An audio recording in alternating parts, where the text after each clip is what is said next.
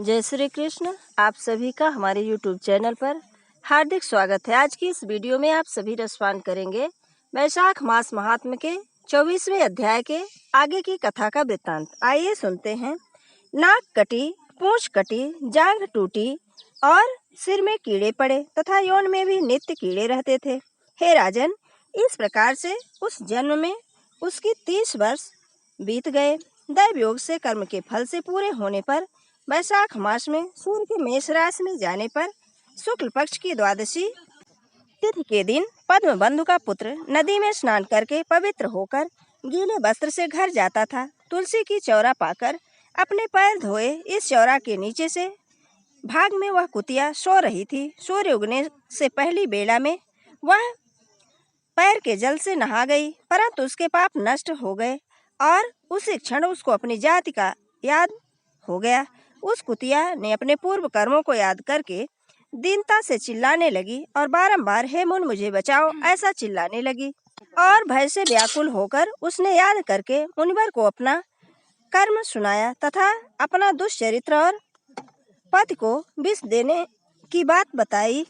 हे ब्राह्मण, जो कोई धर्म भ्रष्ट दुराचारी युवती पति को बस में करेगी और ताबे के पात्र में पकेगी, पति नाथ है, पति उत्तम देवता है, उसकी बुराई करके स्त्री कैसे सुख पा सकती है। पति को कष्ट देने वाली स्त्री 100 योनि जानवरों की योन में और 100 करोड़ कीड़ों की योन में रहती है। इसलिए हे ब्राह्मण, स्त्रियों को सर्वदा पति की आज्ञा अनुसार रहना चाहिए। हे ब्राह्मण, आज आपकी दृष्टि के सामने मैं खड़ी हूँ। यदि आप उद्धार ना करेंगे तो मैं फिर घृणित यातना पाऊंगी। इसलिए हे ब्राह्मण, वैशाख मास के शुक्ल पक्ष में पुण्य दान देकर मुझ दुराचारी पापचारिणी का उद्धार कीजिए। हे ब्राह्मण, पुण्य वर्धिनी द्वादशी के दिन स्नान दान अथवा अन्न भोजन इत्यादि से जो पुण्य आपने किया है वह मुझे दीजिए। हे ब्राह्मण, मुझ दुष्चारिणी को उसी से मुक्ति होगी।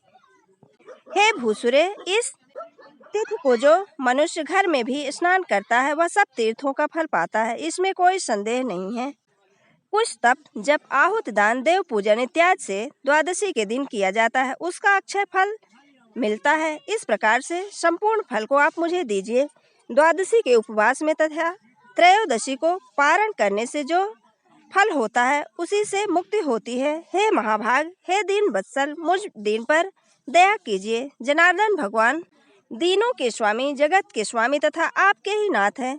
उनके वैसे ही होते हैं, क्योंकि जैसे राजा वैसी प्रजा भी होती है। हे वैव्रत के पद को ध्वंस करने वाले, मुझ अति दुखी की रक्षा कीजिए। हे दीनवत्सल, मैं आपके द्वार पर बसने वाली दीन कुतिया हूँ। सैकड़ों ब्रह्महत्या और सैकड़ों गोहत्या तथा करोड़ों अगम्य पापों को यह शुभ तिथि जला देती है। हे महामुनि, इस तिथि में फिर महापुण्यों को मुझे देकर हे नाथ मुझ दुखनी का उद्धार करो, दया करो। अंत में मैं आपको नमस्कार करती हूँ। इस प्रकार से उसके वचन को सुनकर मुनि के पुत्र ने कुतिया से कहा, हे मुनि, प्राणी अपने किए हुए कर्म का सुख भोगता है। तू जिसने रक्षा चूर्ण देकर अपने पति को बस में किया, तू नीच पापशील, इससे तू क्या करेगी। साधु जन के प्रति जो पाप करते हैं वहाँ उन्हीं के लिए दुख देने वाला होता है तथा साधु के प्रति जो पुण्य करते हैं वह उनके दुखों को हरता है। पापियों के प्रति जो कार्य किया जाता है वह दोनों ही को हानिकारक होता है। जिस प्रकार से चीनी मिला हुआ दूध सर्प को पिलाने से विष की वृद्धि होती है, उसी प्रकार से दुष्टों के प्रति पाप कर्म करने से होता है। जब मुनि के पुत्र ने ऐसा कहा तब कुतिया ने दुख से पीड़ित होकर मुख ऊपर करके फिर चिल्लाने लगी और उसके पिता से बहुत दुखी भाव से कहने लगी, हे पद्मबंधु, अपने द्वार पर रहने वाली कुतिया की रक्षा करो।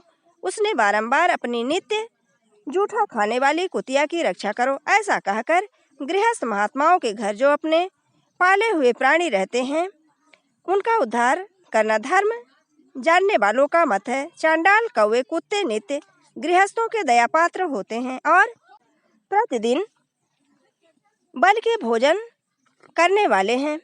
जो पाले हुए आसक्त रोगग्रस्त प्राणी का उद्धार नहीं करते उनका अधोपतन होता है। इसमें कोई संदेह नहीं है।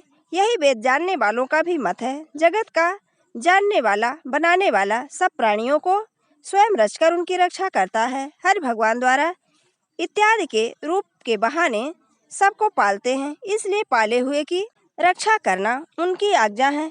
उस पोष रक्षा को छोड़कर जो प्राणी मूढ़मति होकर दैव का उल्लंघन करता है तो वही कृतघ्न और सबका मारने वाला होता है और अंत में नरक में जाता है। दया करके अथवा कर्तव्य समझकर मुझ दुर्मति दीन का उद्धार कीजिए। घर में बैठे हुए दयानिधि पद्म बंधु दुख से पीड़ित कुतिया का यह वचन सुनकर तुरंत घर के बाहर आए और पूछा कि यह सब क्या है। पुत्र ने सब निवेदन किया। उन्होंने पुत्र का वचन सुनकर विस्मित होकर कहा। पद्म बंधु जी ने कहा, हे मेरे पुत्र, तुमने ऐसा वाक्य क्यों कहा? साधुओं का ऐसा वाक्य पवित्र नहीं होता। अपने को सुख देने वाले पापी निंदनीय होते हैं। हे पुत्र, देखो सभी लोग दूसरों के उपकार के लिए ही बने हैं। चंद्रमा, सूर्य, वायु, पृथ्वी, अग्नि, जल, चंदन, वृक्ष तथा सज्जन लोग दूसरों के उपकार में लगे रहते हैं। हे पुत्र, दैत्यों को अधिक बलवान जानकर देवताओं के उपकार के लिए दधीच मुनि ने कृपा करके अपनी हड्डी का दान किया। हे महाभाग, पूर्व काल में राजा शिव ने कबूतर के बदले अपना मांस भूखेबाज पक्षी को दे दिया। प्राचीन काल में पृथ्वी मंडल में जीमूत्र वाहन नाम का राजा, उसने महात्मा गरुड़ के लिए अपना प्राण दे दिया। अतएव दयाल बुद्धिमान ब्राह्मण को ऐसा करना चाहिए। शुद्ध स्थान पर मेघ बरसता है, क्या अशुद्ध पर नहीं बरसता? क्या चंद्रमा का चांडालों के घर में सर्वदा प्रकाश नहीं होता? इसलिए बारंबार याचना करती हुई उस कुतिये का मैं दलदल में फंसी गाय की तरह अपने पुण्यों से इसका उद्धार कर दिया। इस प्रकार से पुत्र का निरादर करके उस महापति ने प्रतिज्ञा किया। उनको उन्होंने द्वादशी तिथि से उत्पन्न महापुण्य दिया और कहा, हे कुतिया, पापों से निवृत्त होकर तू हरि भगवान के धाम को जा।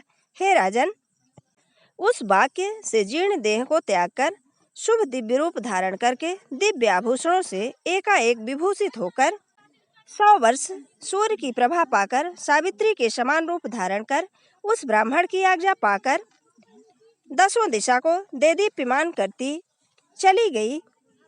स्वर्ग में बड़े बड़े भोगों को भोगकर पृथ्वी पर नर और नारायण की कृपा से उर्वशी नाम के रूप में उत्पन्न हुई। यह सुंदरी स्त्री वैशाख शुक्ल द्वादशी के प्रभाव से देवताओं को प्रिय हुई और अप्सरा बन गई। इस कुतिया ने उस रूप को प्राप्त किया जिसको योगी लोग प्राप्त करते हैं, जो रूप अग्नि के प्रकाश के समान परम श्रेष्ठ है, जिसको पाकर संत लोग भी मुक्त हो जाते हैं। बाद में मधुसूदन भगवान की प्राण प्यारी पुण्य को बढ़ाने वाली इस तिथि को पद्म बंधु ने संसार में प्रसिद्ध किया। करोड़ों चंद्र और ग्रहण से भी अधिक पुण्य रूप संपूर्ण पुण्यों को देने वाली सब यज्ञों से अधिक पूजनीय इस तिथि को ब्राह्मण ने तीनों लोकों में प्रसिद्ध किया।